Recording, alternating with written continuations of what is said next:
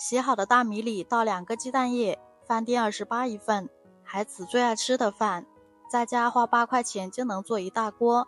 把大米和鸡蛋液搅匀，倒进电饭锅里，放平时煮饭的水，正常焖饭。瘦肉切碎，不想切也可以直接剁成我这样就可以了。葱花对半切断，再对齐切成葱花。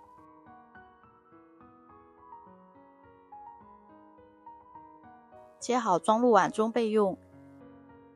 几颗大蒜子切碎，切好和葱花放一起。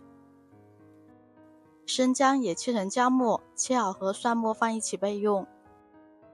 准备一个西红柿，切个十字架，先不要切碎。西红柿的皮不仅不好吃，还因为它生长在室外，难免有一些虫卵和细菌，所以我们把皮去掉，吃着也更放心。西红柿用开水烫2分钟，表皮就可以轻轻松松地撕下来。我们把表皮全部撕好，将西红柿对半切开，再把西红柿的芯取下来，这个硬邦邦的不好吃。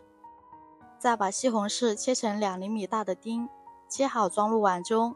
再准备一个削好皮的土豆切片，再改刀切成2厘米大小的丁，切好装入碗中。油热了，放我家的土豆丁，给它煸炒至微微焦黄，炒至像我这样就可以盛出来了。拎起锅，把肉末炒散，炒至变色，放葱姜蒜炒出香味，倒入去皮的西红柿，开小火慢慢的炒，一定要把西红柿的汤汁炒出来。土豆倒进来，加盐和鸡精，1勺生抽，半勺老抽，一点胡椒粉，把调料翻炒，炒匀以后加1碗清水，焖上5分钟，再收浓汤汁。这样做的肉末土豆拌米饭，面条都特别香。撒点葱花，味儿瞬间就上来了。这时候鸡蛋焖饭也熟啦，米饭带着鸡蛋的香味，白米饭营养美味，浇上肉末土豆真的是太香了，多挑食的孩子都能吃2碗。你快收藏做起来吧。